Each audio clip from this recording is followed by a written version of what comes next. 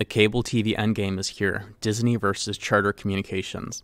The approximately $200 billion TV industry is starting to crumble as the foundation laid by a decades-long alliance of programmers and distributors begins to give way. Over the past decade, approximately 42 million U.S. households have abandoned traditional pay TV plans. Most of these households gave up on live television entirely. The cable TV industry thrived for decades based on the model of charging users for more channels than they could possibly watch. The cable providers then paid out a portion of these fees to channels that they carried. Entertainment giants steadily began demanding larger and larger fees for their channels, which drove up the price of cable further and resulted in more consumers cutting the cord. Contrast this with the relatively low price of a service like Netflix. At this point, I would argue the main selling point of traditional cable TV packages is live sports. But now both ESPN Plus and Peacock have exclusive NFL games on their platforms this season. Disney's fight with the nation's number 2 pay TV provider, Charter Communications, could represent the endgame for cable TV as we know it. Charter has almost as many pay TV subscribers as the number 1 pay TV provider, which is Comcast. Charter's cable service is called Spectrum. This latest feud has left 15 million customers of Charter's Spectrum cable service without access to Disney's ESPN and other channels. Charter has suggested it may exit the pay TV business entirely.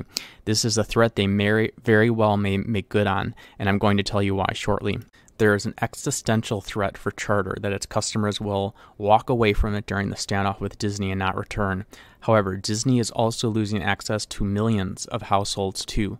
Disney makes a significant amount of revenue from cable, especially for ESPN, which is about 75% of what it is charging for, given how expensive the rights for sports are.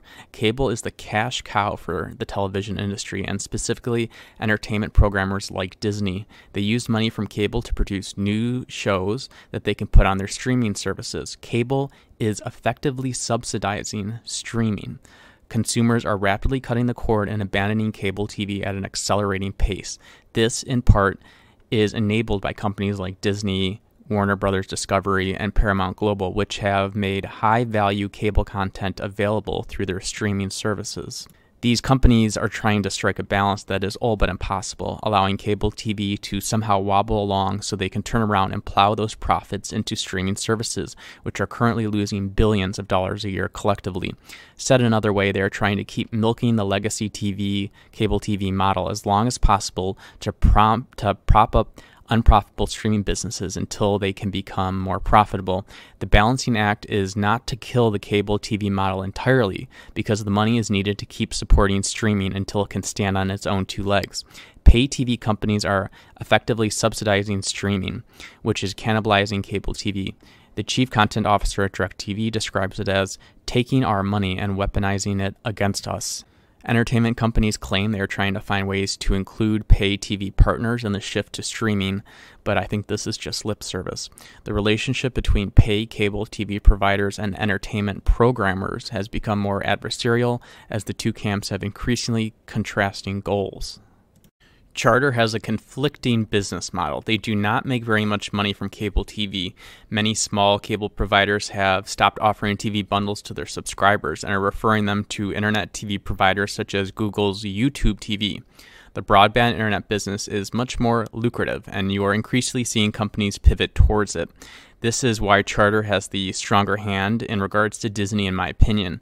There is an approximate 45% overlap between Charter's internet broadband service area with that of a competitor offering similar broadband services. Another interesting component of the negotiation is that Charter is demanding that Disney's streaming apps, including Disney Plus, Hulu, ESPN Plus, be made available at no cost to its pay TV customers. However, Disney wants to be paid more for these streaming services. Charter believes that they are more than adequately compensating Disney for Disney services. Disney is seeking to portray Charter as abandoning its customers. Charter is going to argue that Disney wants to increase everyone's cable bill. Charter says that 25% of its subscribers regularly engage with Disney content. However, more than 25% of Charter's costs are from Disney. Therefore, although Charter could lose subscribers, it is in a position to shed more expenses than it does revenue if it drops Disney. Disney and the entertainment industry already are facing a crisis with the actor and writer strike. However, in this case, I would argue that Disney is in a better negotiating position than the unions, but in a weaker position versus Charter Communications. The collapse of cable pay television would be very bad for actors and writers as they get compensated better for cable TV than streaming content.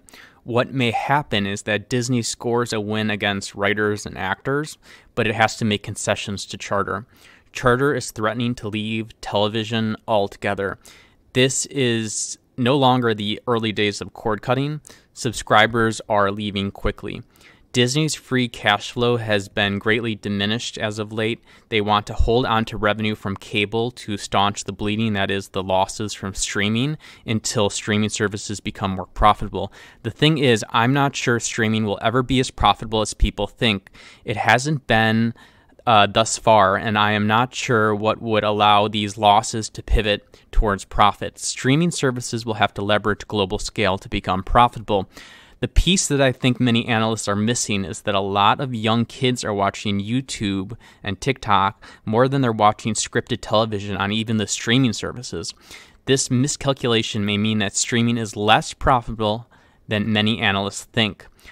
In the early days of cord cutting, when there was a loss of subscribers, this would result in a reduction of the carriage fees earned by the entertainment companies, which would then in turn trigger them to turn around and demand a larger fee per subscriber from the pay TV companies.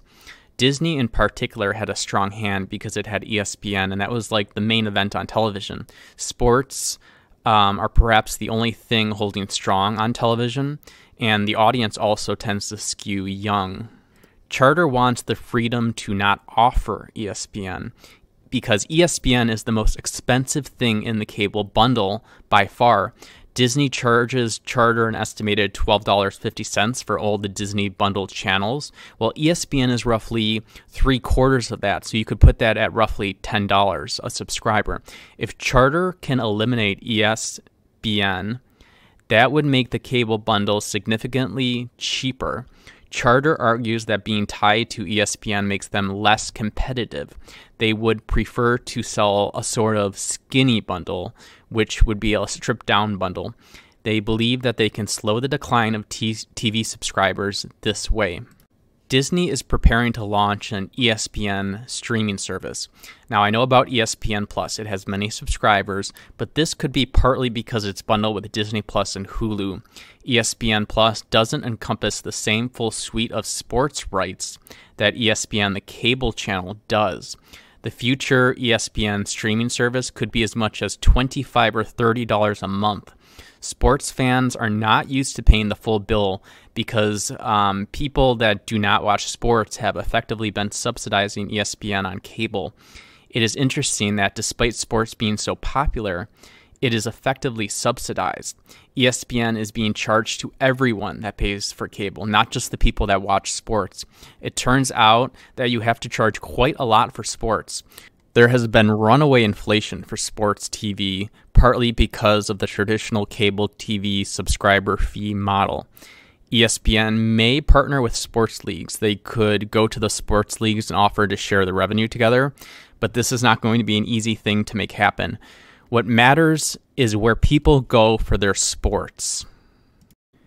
It's about $4 billion in free cash flow for Disney in regards to this dispute specifically with Charter.